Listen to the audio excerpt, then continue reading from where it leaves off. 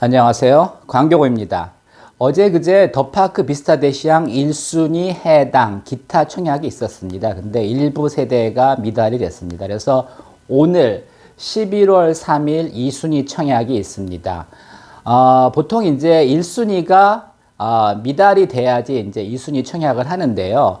보통 2순위 청약은 안 하는 게 좋습니다. 왜냐하면 1순위에서 미달됐다는 건 그만큼 뭔가 문제가 있다는 거죠. 그럼에도 불구하고 이 단지는 2순위 청약도 해도 된다고 저는 이제 생각을 합니다. 그 이유를 이제 하나하나 말씀드리겠습니다. 비스타 대시양은 뭐 먼저 올린 영상들이 몇 개 있으니까 그걸 보시면 뭐 입지나 가치는 뭐 잘 아실 거고, 하여튼 여기가 일단은 좀 요즘 뭐 분위기 자체가 청약 시장이 또 이제 굉장히 식었기 때문에 이게 이제 미달이 난 것도 있고, 또 이제 분양가가 조금 비쌉니다. 근데 이제 이게 이제 그래도 조금 비쌈에도 불구하고 괜찮은 게 이게 공원 속 아파트거든요. 이렇게 이제 광주 중앙공원 내에 아파트가 들어서는 겁니다. 그래서 확실히 메리트는 있습니다. 가격은 조금 비쌉니다. 어제 말씀드린 대로 59A, 59B, 84A는 1순위 해당해서 이제 마감이 됐습니다. 6대1이 넘었기 때문에. 왜 6대1이냐 하면 일단 당첨자가 100%고요. 예비 당첨을 500%를 뽑습니다. 그래서 이제 6대1이 넘어가면은 그다음부터는 이제 접수를 받지도 않습니다. 근데 이제 어제 말씀드린 대로 84B, 84C, 114A는 6대1이 안 됐죠. 그래서 이제 추가로 접수를 받은 겁니다. 왜냐하면 뭐 제도적으로 그 예비 당첨자를 500%를 뽑게 돼 있기 때문에 그렇습니다. 근데 실제로 1대1은 넘었기 때문에 이분들은 사실은 그 정규 당첨은 안 되는 겁니다. 단지 이제 예비 당첨만 가능하고, 물론 이제 정규 당첨자 중에서 이제 포기자가 나오면 예비 당첨자도 이제 번호 순서대로 이제 추첨을 해서 당첨이 가능합니다.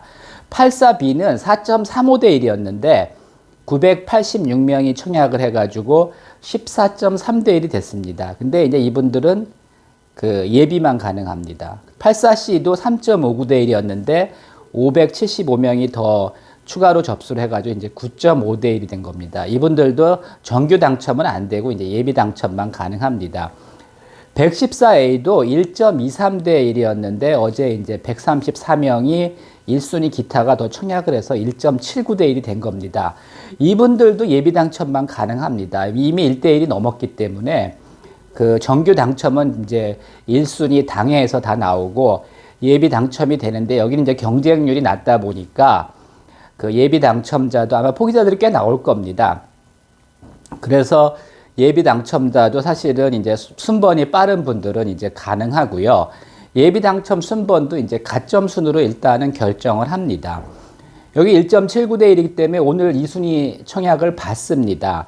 물론 이제 정규 당첨은 안 되고 예비 당첨자가 되는데, 예비 당첨 이제 번호가 빠른 분들은 이제 가능하다는 거죠.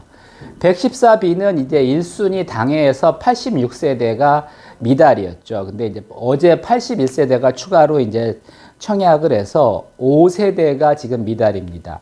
114C는 그 103세대가 1순위 당해에서 그 미달이었는데 68세대가 더 청약을 해서 이제 35세대가 미달이 난 겁니다.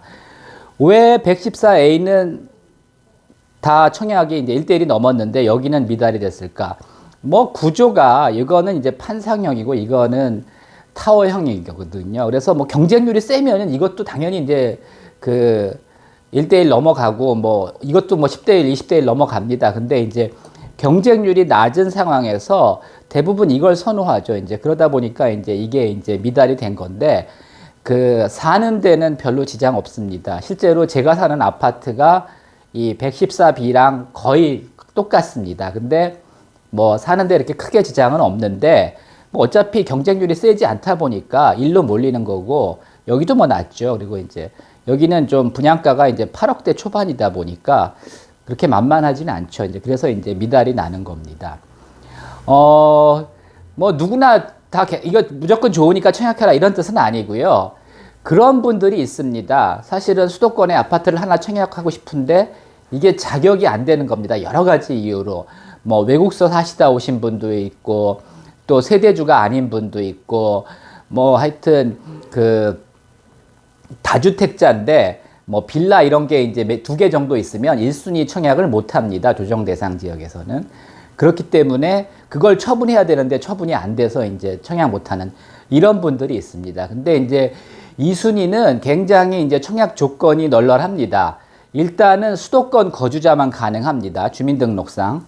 그 다음에 이제 청약 통장은 보유해야 됩니다. 1순위 아니면 다 2순위입니다. 그리고 이제 여기는 1순위 제한자, 뭐, 여러 경우가 있죠. 뭐, 예전에 당첨된 분도 있고, 뭐, 하여튼 부적격으로 제한되는 분도 있고, 뭐 여러 가지 이유가 있는데, 1순위 제한자도 2순위는 청약 가능합니다. 그 다음에 다주택자도 청약 가능합니다.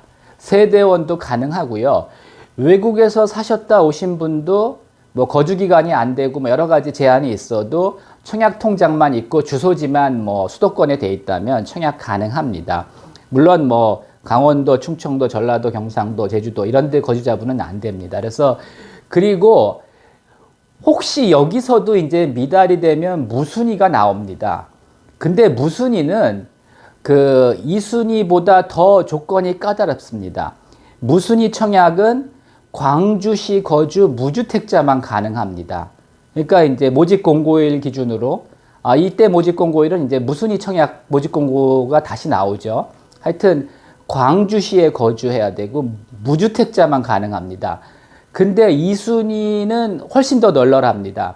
그래서 그 수도권에만 거주하면 청약 통장만 있으면 무순위는 이제 청약 통장 없어도 되죠. 근데 무주택자라야 되는 거고 하여튼 2순위는 청약 통장은 있어야 되고 뭐 1순위 제한자도 되고 하여튼 다주택자도 가능하고 세대원도 가능하고 훨씬 더 조건이 널널합니다. 그러니까 주택이 있어도 가능한 겁니다. 그래서 하여튼 뭐 누구나 청약할 만한 무조건 청약할 만한 그렇게 좋은 조건은 아닙니다. 근데 혹시 자격이 안 돼서 그동안 청약을 못 하셨던 분들은 자격을 꼼꼼히 체크해 보시고 오늘 한번 청약해 보시기 바랍니다. 뭐 가격은 꽤 비쌉니다. 8억대입니다. 이상입니다.